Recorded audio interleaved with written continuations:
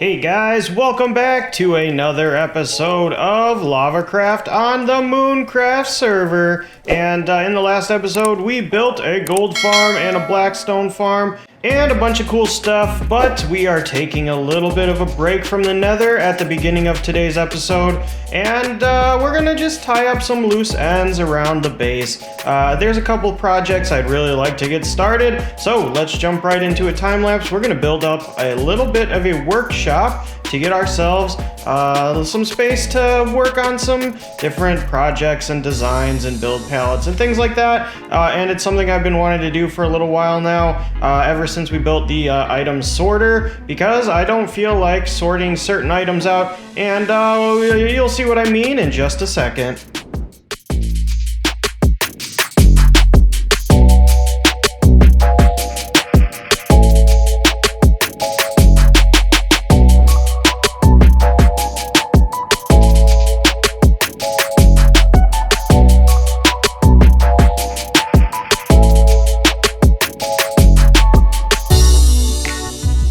Welcome back, guys. What do you think? It's looking pretty sweet in here. I'm really happy with it. I think this is one of the better roofs I've ever done. But yeah, I really like this area. We got a nice big workshop floor here where we can just put stuff down like shulker boxes and mess around with different kinds of colored blocks and, you know, get some wood types and stuff like that. We also have sorted out all of like our slabs and signs and trapdoors and stuff. So basically this area is like the manual sorting space for all of our you know, overflow items that come in over here. So we can just take out like different colored items and sort them into the different kinds of colored spots, because each of these rows has the dyes, glass, wool, terracotta, concrete, and glazed terracotta. Oh my gosh, could you imagine how many item sorters we would have to sort every single one of these? And it would just be such a massive area,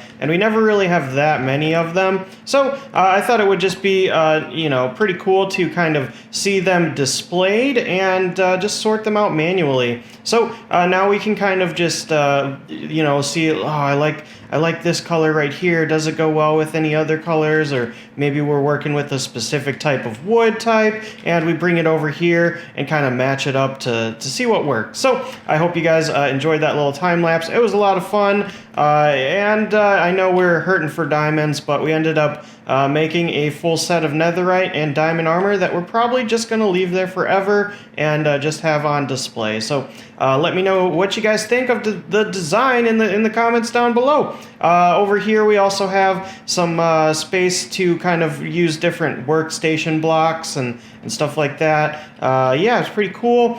We also put a composter and a little mini smelter for just random items. You know, if we just want to mess around with like certain build palettes, we can just throw something in, glaze some terracotta real quick.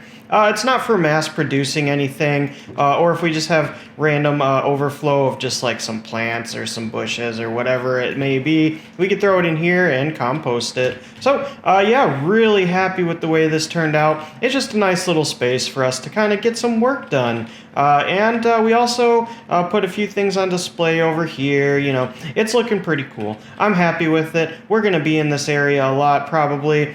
Maybe not on camera all the time, but I do like to have spaces where I'm not, you know, worried about just placing shulkers and random stuff. So let me know what you guys think in the comments down below. So let's head back to the outer part of the base, and yeah, we'll get some more work done.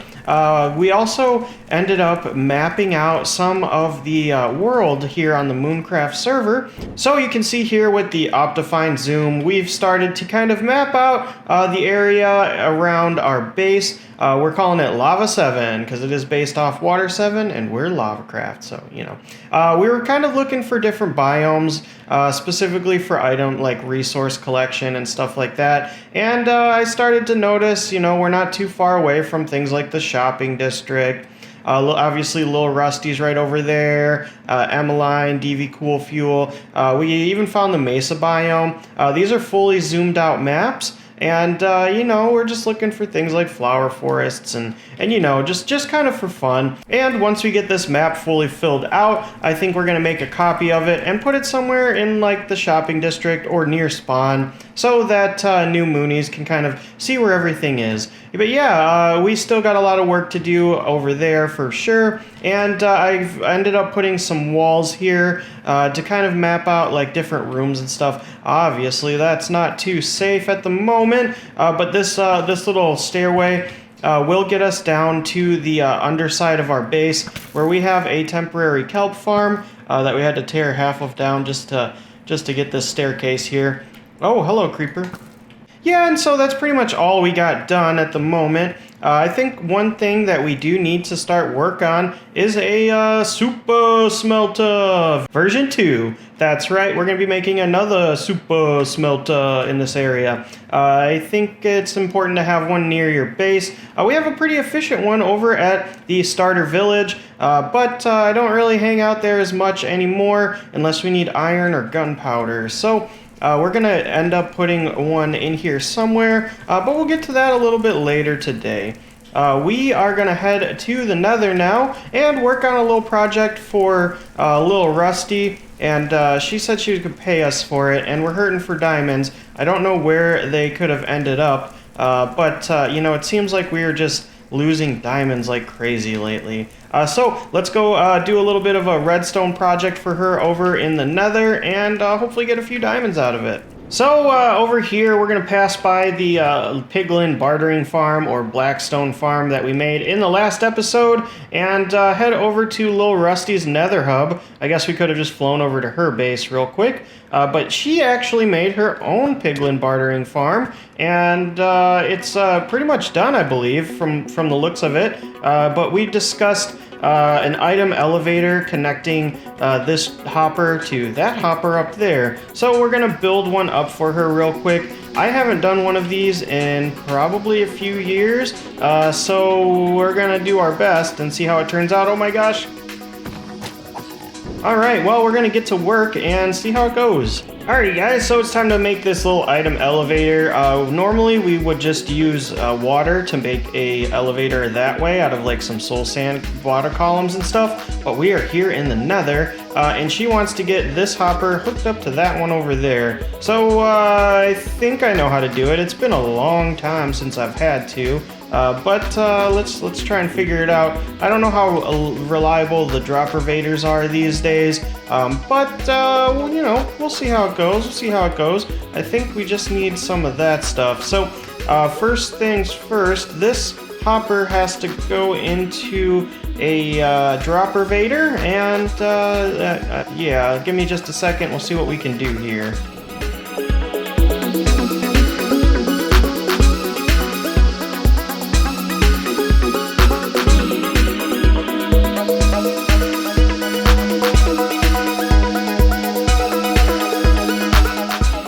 So I think we did it. I'm pretty sure it's working. Let's give it a quick test real quick. All right, so if we put some gold in this hopper here, then it should end up in the hopper up there. So let's put 9 gold in. Awesome, it is clicking away. I think it's working. And let's head up to the top real quick and see if there is 9 gold in that hopper up there. I disconnected it so that we could make sure it is working, and 9 gold, sweet, it is working, job done. So now we just need to hook that back up there, and little Rusty, your item elevator is working. So we got a little odd job done, and it is time to move on to the next part of the episode. I always think that you can fall through, but there's glass here. You can barely tell because it's black stained glass. So yeah, so the next thing we're gonna do today, I think, is get some work on that super smelter done. And this is a, oh my gosh, run! We're gonna be using a blaze spawner that we got from Lil Rusty. A few blaze spawners actually, to fuel it. So I think that should be a lot of fun, and I did test it. It looks like the blaze should spawn in the overworld, Unfortunately, the lava doesn't flow as quickly, but it should still be a fun little project. So let's head back to the base and get started. Alright, so we spent a little bit of time designing an entrance. Hi, Enderman. Oops, we made him mad. My goodness, we are just getting wrecked in this episode. Alright, well, anyways, we have spent some time designing the entrance to the Super Smelter. And as you can see, it's already looking pretty ominous. We are putting to use some of the black stone that we created a farm for in the last episode. Look at that, continuity. All right, so we are going to be traveling down this little path and up these beautiful quartz stairs. We have not installed any of the redstone yet. I'm thinking this is where the killing chamber for the blazes are going to be, and they're going to fuel the super smelter. Super cool. These are going to be the input and output chests. Not sure how we're going to wire that up yet, but this is where I'd like to have them if we can. So that's the idea, and we got plenty of room to do the redstone, and we might want to wall that off. But yeah, there's lots of zombies and stuff spawning over here. Not sure why. I thought we lit it up pretty good. Anyways, I'm gonna have to battle these guys most likely for the duration of the build. But it is time to get some more redstone done. A little redstone heavy episode, but we got a little bit of building done. Yeah, anyways, let's jump right into it. I'll see you guys on the other side.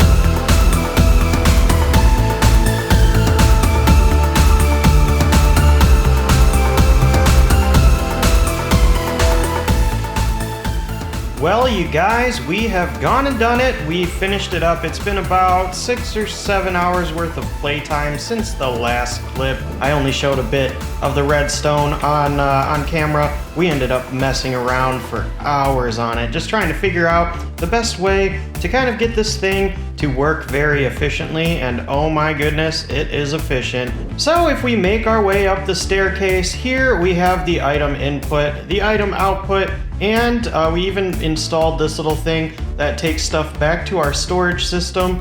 So as you can see, it just disappeared, and I'll show you all of the wiring and stuff down below after we kind of show this off a bit. So we're going to start by showing off the fuel input, because man, this thing is powerful and it takes a lot to fuel it. So we have several different ways to fuel this farm. This is kind of a blaze spawner powered farm.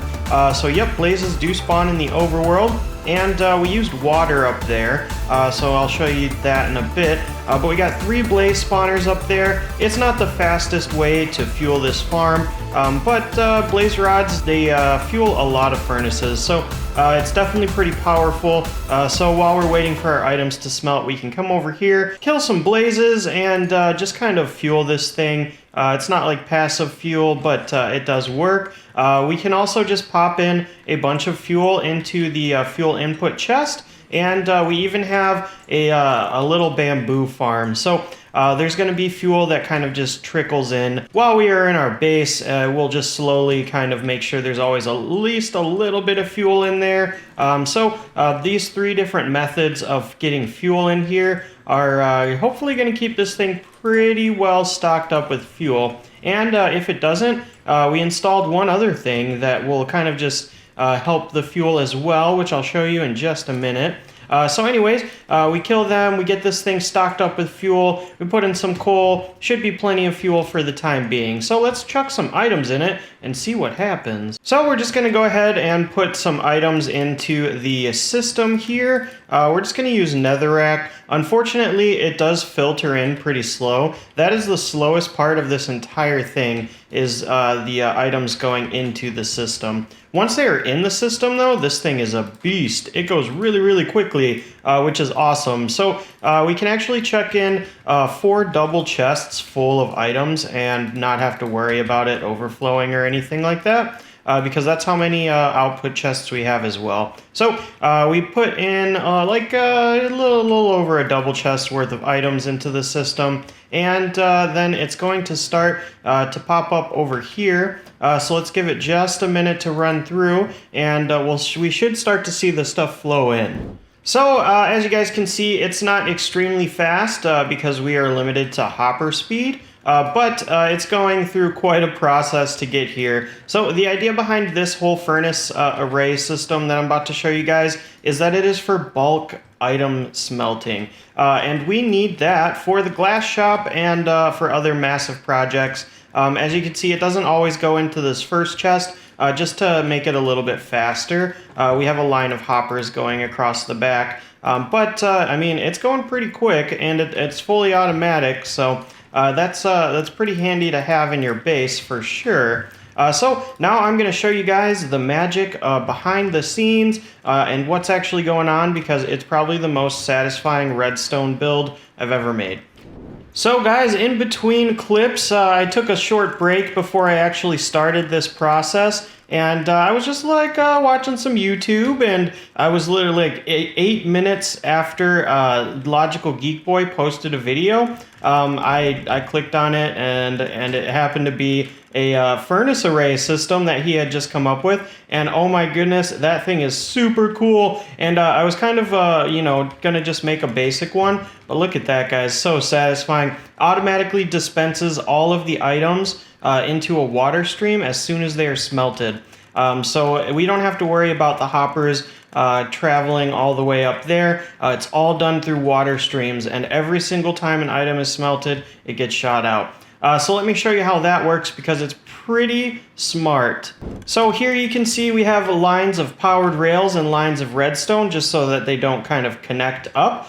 These observers are going to view the change in block status when it's updated from this observer, and basically this comparator just takes a reading from this hopper, so every single time something's smelted, it basically powers this, powers that, and look at that, that's just super satisfying. Anyways, they all get shot out. It looks like that one right there is kind of an issue. Haven't seen that happen yet before. Oh, but we're definitely losing some items. So we might have to come up with something for that, although it might be just as easy as putting a layer of glass on the row of the hoppers. Yeah, I think we're going to have to add that for sure. I'm glad I showed this off to you guys. Anyways, that's pretty much it. We just run some hopper minecarts across the tops here. We're using hopper minecarts because they actually pick up the items a lot faster than like chests, which would be good for bulk, but it would take so long to load up. So if we just need some items fairly quickly, this is going to help us quite a bit. So you can see it goes up there into a minecart loader, and as soon as it has enough fuel in it, it will drop back down. So right now the fuel cart probably isn't going to be dropping back and forth, but the item cart should be going back to the system to collect a few more items and then going right back in.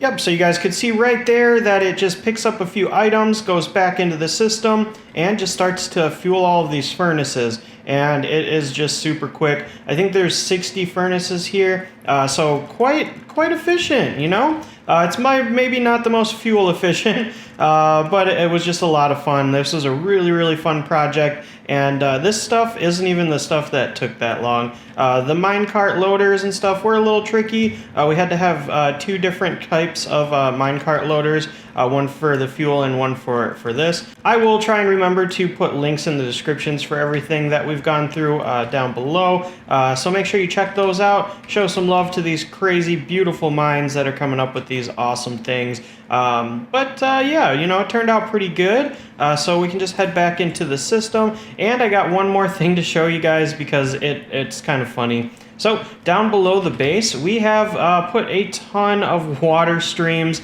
just to kind of make this thing a little bit more user-friendly, and I think it's going to save us a lot of time in the long run. So if we head over here, we kind of have a makeshift stairwell down to the bottom layer that I showed off earlier that we're definitely going to have to do something with. Yeah, we got a lot going on. So encased right here is the actual smelter itself. We have the water stream that takes all of the smelted items up to the item output chest over in the super smelter. Over here, we have this line right here takes any items that are smelted that we can sort back to the item sorting system up top, so right back into our bulk storage, so we can just pop it in the chest and we're good to go. And then this one right over here is actually going this way, and the reason it's going that way is because we kind of just took all of the kelp that we're producing in this automatic kelp farm, and we're just passively feeding it back into the smelter so that we kind of always have the bamboo heating up some of the kelp, so that when we are kind of hurting for fuel, we should have a bunch of dried kelp in there that we can just craft into some dried kelp blocks, use that as fuel on top of the blaze rods. So we have dried kelp blocks, bamboo, blaze rods, and if we want to add any manual inputted fuel items. So there's 4 different ways to fuel this farm because it is, like I said, not very fuel efficient, but it's fast and it's cool. So that was the most important thing about it is it's fast and it was fun to make. So yeah, that's the super smelter, guys. Well, I hope you guys enjoyed today's episode. That is going to have to be it for today. We got a massive amount of work done on the super smelter, and we got a little bit of interior design done as well. So a pretty successful day, if I do say so myself. Make sure you leave a comment and let me know what you guys thought about all the work we did today. And I would definitely appreciate a like if you enjoyed the video. And if you're excited to see even more content from the Mooncraft server, make sure you hit that subscribe button because we put out episodes every single week. That's going to do it for me today, guys. I'll see you in the next one. Bye!